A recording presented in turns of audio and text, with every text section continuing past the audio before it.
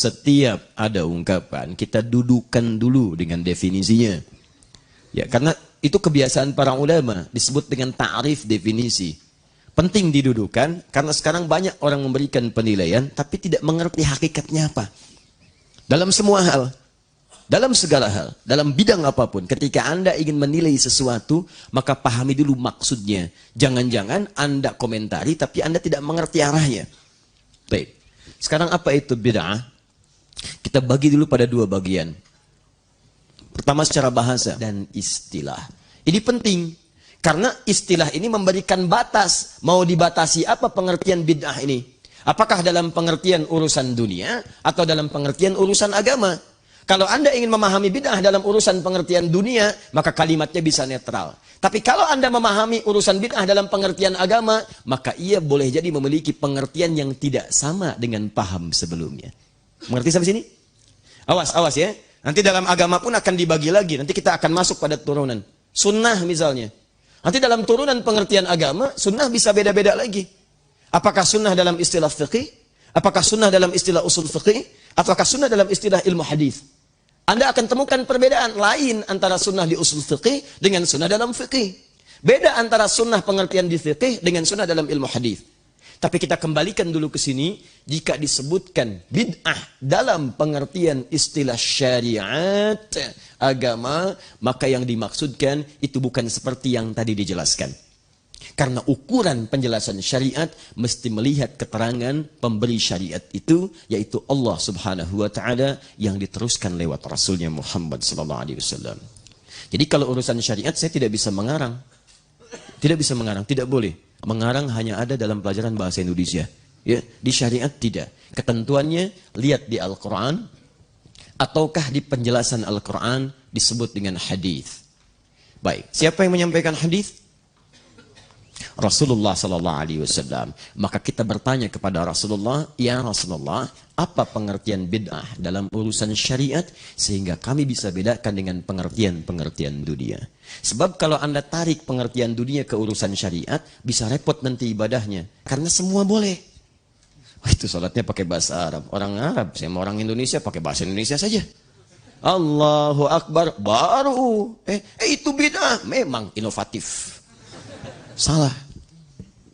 Paham? Baik. Allahu Akbar. Udah kebanyakan kiri duluan. Saya mau kanan duluan. Allah. Kadang kaki naik dikit. Muncul lagi. Assalamualaikum warahmatullah. Assalamualaikum warahmatullah. Dia cuman kepalanya doang. Tangannya kemana? Assalamualaikum warahmatullah. Assalamualaikum warahmatullah. Contoh. Kalau semua perkara urusan dunia ditarik ke dalam urusan agama, maka para ulama mengatakan setiap orang akan mudah melakukan dan mengerjakan apa yang ia inginkan. Maka tidak teraturlah urusan agama itu kemudian. Jelas sampai sini? Baik. Turunkan ke sini. Kita akan bahas tentang turunan ini dengan menurunkan ayat-ayatnya. Boleh saya hapus dulu? Alhamdulillah. Baik ya. Baik, silakan Pak. Jazakumullah khair. Boleh Pak. Masya Allah. Sebentar Pak. Ini teman-teman, materi ini penting. Saking pentingnya, polisi aja susah ngapusnya tuh. Ya. Jazakumullah. Silakan Pak. Masya Allah. Apa saya bilang? Iya Pak. Lebih mudah nangkep penjahat dibandingkan ngapus Pak. Jazakallah. Baik. Baik, sampai sini aja Pak. Cukup biar saya di sini dulu. Bapak. Masya Allah. Jazakumullah khair. Semoga memuliakan Pak Suhaidi. Baik. Nanti kita ke Mekah Pak ya. Sama-sama tanggal 24 Desember. Dan kita di depan Ka'bah memohon kepada Allah. Dengan insya Allah saudara kita Muhammad Zuhri. Dan kami sampaikan insya Allah dengan juga saudara-saudarinya, saya ingin mengajak keluarganya karena saya dengar ayah ibunya juga sudah meninggal dunia, maka kami gantikan dari ayah ibu itu. Mulanya kami ingin mencoba membantu untuk juga, bukan membantu sebetulnya, hanya Allah titipkan, kemudian kita hadirkan sifat berbagi untuk merenovasi rumah, tapi ternyata Alhamdulillah TNI sudah bergerak, yang lain bergerak, maka saya kira kami alihkan nanti insya Allah mengundang saudara Muhammad Zuhri dengan seluruh saudaranya, ada 4 orang, kita bersama-sama menunaikan umrah insya Allah. Baik. Cukup Pak, sampai di situ dulu. Oke? Nah, sekarang kita akan tanyakan pengertian bid'ah menurut syariat. Yuk, 1. Hadis. Kita ambil yang paling sahih saja supaya mudah dipahami. Pertama Al-Bukhari. Kemudian hadis Muslim. Dua ini saja, nomor hadis 6259, nomor hadis 1718. Asar lebih 2 jam 3 menit. Asar kan 15.13, ya, ini 17.18. Kemudian di hadis Muslim juga, ini yang disebutkan bid'ah langsung, nomor hadis 867. Ya. Fokus. Saya akan mulai dari yang ini dulu. Setelah itu baru nanti saya turunkan ayat-ayatnya. Saya mulai dari sini karena di sini kalimat bid'ah langsung disebutkan. Baru kemudian kita ke sini, ini sama substansi hadisnya, bahkan kalimatnya tidak ada bedanya. Baik, saya mulai dari sini. Ini sering dikutip kalimatnya oleh para khatib, khususnya di hari Jumat. Baik. Fa inna asdaqal hadithi kitabullah. Sungguh, kalimat-kalimat yang paling benar, sifatnya mutlak kebenarannya, itu hanya Al-Quran. Kitabullah. Maka mustahil ada kerancuan di dalamnya, maka kita tidak boleh meragukannya. Wa khairal hadyi hadyu Muhammadin sallallahu alaihi wasallam. Dan petunjuk terbaik, jika ada yang memberikan petunjuk, maka yang terbaik yang bersumber dari Nabi Muhammad sallallahu alaihi wasallam. Misal, ada yang mengajarkan Anda tentang kejujuran, maka pengajaran itu tidak akan pernah mengalahkan petunjuk Nabi Muhammad sallallahu alaihi wasallam tentang berbuat jujur. Ada yang mengajarkan misalnya tentang keadilan, maka sifat adil itu tidak ada yang mengalahkan dari sifat keadilan yang pernah diajarkan Muhammad sallallahu alaihi wasallam. Maka setiap yang mendapatkan pengajaran dari beliau, Anda mesti praktekkan dan tunjukkan kepada lingkungan bahwa Anda yang terbaik. Makanya sifat umat ketika mengikuti petunjuk Quran, mengamalkan petunjuk Nabi, maka turun pujian dari Quran langsung di Quran surah 3 Ali Imran ayat 110. Kuntum khaira ummah. Kalian umat terbaik. Khair itu maksudnya baik dalam segi sifat. Kalau sifat menjadi sikap, berubah jadi ma'ruf. Jujur itu sifat. Ketika Anda bekerja di sogok, kemudian Anda menolak, jujur misalnya, itu sikap. Yang pertama khair, yang kedua ma'ruf. Kata Al-Quran, Anda itu dari sifat saja, mesti lebih baik dibanding yang lain. Kalau ada orang jujur, Anda mesti lebih jujur.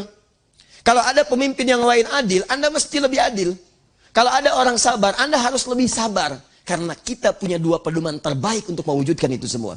Ketika Anda bisa menjadi seperti itu, maka dimanapun Anda tinggal akan terangkat harkat, martabat, dan kemajuannya. Karena motivasi Al-Quran selalu menghadirkan lebih baik. Sekarang itu saripatinya diambil oleh bangsa-bangsa di tempat lain, diterapkan oleh mereka. Dan kita buang-buang energi untuk mencelaknya karena nggak ada kerjaan. Yang jadi pertanyaan, tanyakan pada diri kita, kenapa mereka mau mengambilnya, kita tidak menerapkannya? Jepang, kamu bisa, kamu bisa, kamu bisa. Bahkan hanya dalam urusan permainan, Benteng Takeshi, kalimat itu keluar. Kau bisa, kau bisa, kau bisa. Ditiru oleh Korea. Nippon bisa ini, kami harus bisa ini. Itu dari sejak TK. Masuk sekolah, lebih baik dari Jepang, lebih baik dari Jepang. Jepang bikin Honda, dia bikin Hyundai. Hyundai itu bahasa Koreanya Hyundai. Bikin. Jepang bikin ini, Korea bikin ini. Jepang ke Piala Dunia, Korea ke Piala Dunia. Masuk, masuk, masuk, dan sebagainya. Indonesia, Muslim banyak, harus lebih baik. Jangan bergaul dan bergulat di komentator saja. Kita unggul di komentator, tapi kita harus masuk ke lapangan. Unggul. Ya, Kang, banyak itu umpan sedekah, umpan 378. Wah, wah, luar biasa. Tendangan berkelok, tendangan melewati samudra. Waduh, Masya Allah. Santri, santri, santri, baby shark, lalalala. Wah, macam-macam lah pokoknya. Komentatornya hebat, FIFA aja kalah. Gak bisa menerangkan, tapi kita harus masuk ke dalamnya. Karena bakat kita itu banyak. Bakatnya banyak, lihat bakat pemain bola kita. Kalau sudah di lapangan, wah itu keluar semua. Gaya renang, kupu-kupu, silat keluar dan sebagainya. Bakatnya banyak, tinggal diarahkan aja. Kenapa jadi ke situ ya? Nah, sudahlah. Balik sini. Wa khairal hadyi hadyu Muhammadin sallallahu alaihi wasallam. Awas, awas. Wa syarrul umuri muhdatsatuha. Dan hal yang paling buruk adalah merekayasa, mengada-ngadakan sesuatu yang tidak ada petunjuk, dalil, dan atau contoh dari kedua sumber tadi. Lihat. Dan hal terburuk, wasyarrul umuri, hal terburuk dalam syariat itu. Bukan dalam urusan dunia. Nah, kita mulai bahasan kita ya. Jadi kalau dalam urusan dunia, bebas antum, silakan berinovasi. Tidak ada masalah. Mic misalnya, yang tadinya pakai kabel, sekarang tidak menggunakan kabel. Boleh. Ya. Apalagi ini sekarang besar, besok bisa jadi kecil. Ada yang nempel di telinga, ada yang macam-macam. Silahkan. Tidak ada masalah. Sekarang orang presentasi, itu touchscreen sudah nggak bawa handphone lagi. Di beberapa tempat sudah menggunakan lebih canggih lagi. Dia ada yang dilipat. Ya, dia ada yang seperti film, yang dulu kita konika itu seperti itu, dia lebarkan seperti ini. Ada yang pakai sentuhan saja layarnya nggak nampak, macam-macam. Itu nggak ada masalah urusan dunia. Tapi dalam urusan syariat, kata Nabi, jika ada seseorang mengada-ngadakan sesuatu dalam perkara syariat yang tidak ada dalil, petunjuk, dan atau, kalimat ini mesti muncul, dan atau contohnya.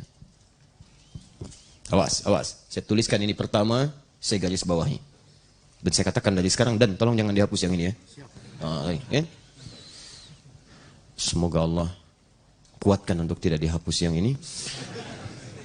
Lihat, dalil dan atau contoh. Jika seseorang mengada-ngadakan dalam urusan syariat, tidak ditemukan dalilnya dalam Al-Quran, tidak ada petunjuknya di hadis, tidak pernah dicontohkan misalnya, dan atau tidak ada contoh. Kalimat dan atau ini bisa jadi nanti contohnya tidak ada, tapi dalilnya ada. Maka ini punya hukum berbeda. Jangan sembarangan mengatakan kalimat nanti. Baik. Sekarang teruskan. Wa syarrul umuri muhdatsatuha. Awas, wa kullu bid'atin dhalalah. Muncullah kalimat bid'ah.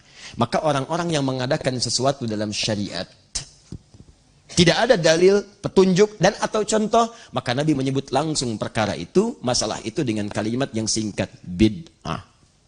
Ini, bid'atun. Wa kullu bid'atin dhalalah. Dan setiap yang bid'ah dalam urusan syariat, itu berpotensi menghadirkan kesesatan. Sesat. Ini poinnya. Paham sampai sini? Halo? Paham? Baik. Jadi kalau kita kemudian ingin pahami apa itu bid'ah dalam pengertian syariat, maka Nabi memberikan definisi. Kata beliau, segala hal yang diada-adakan dalam urusan syariat, ditarik dalam nuansa syariat, padahal tidak ada dalil, tidak ada petunjuk, dan atau contoh sebelumnya. Mengerti sampai sini? Baik. Kalau dipahami, maka lihat konsekuensinya. Pertama, kullu bid'atin dhalalah. Setiap yang diada-adakan bisa tersesat. Dhalalah itu bisa untuk pribadi, bisa untuk orang lain. Jadi kalau ada orang berkreasi dalam urusan syariat, berinovasi dalam urusan syariat, dia bisa tersesat, orang lain bisa ikutan sesat. Itu yang bahaya. Awas, hati-hati. Itu yang sangat berbahaya. Dan yang kedua, setiap amal yang ia kerjakan dari hasil inovasi itu, maka langsung oleh Nabi diberikan penjelasan detil tanpa penafsiran.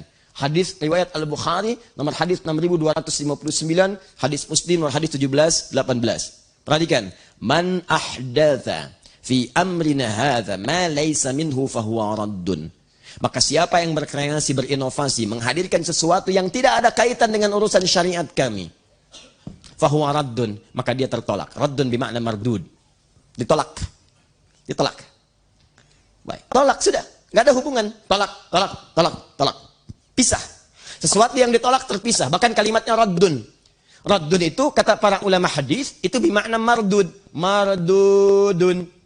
Raddun artinya mardud. Tapi kalau Anda belajar fikih lughah, ada kaidah mengatakan begini. Ziyadatul mabna tadullu ala ziyadatil ma'na. Kalau satu kalimat bertambah hurufnya, maka ini menunjukkan beda arti dari sebelumnya, mengalami perluasan dan perpanjangan. Ini tertolak, ini juga tertolak. Tapi kenapa kalimat tertolaknya tidak menggunakan mardud atau raddun? Kalau kalimatnya menggunakan mardud, itu artinya cara penolakannya lebih panjang, lebih halus. Jauh, jauh, jauh. Tidak langsung ditolak.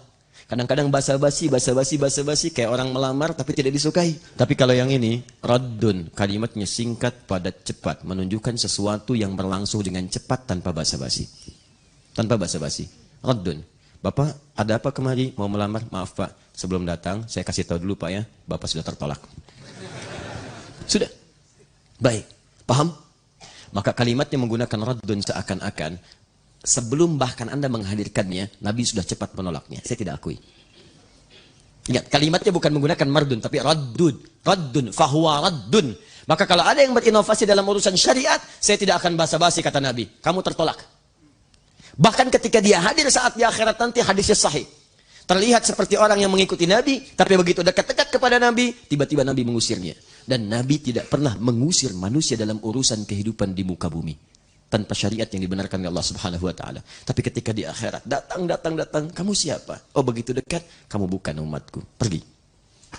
Raddun. Di dunia amalannya tertolak, di akhirat keadaannya terusir. Itulah pelaku bid'ah yang diancam lewat hadis-hadis Nabi SAW. Paham sampai sini?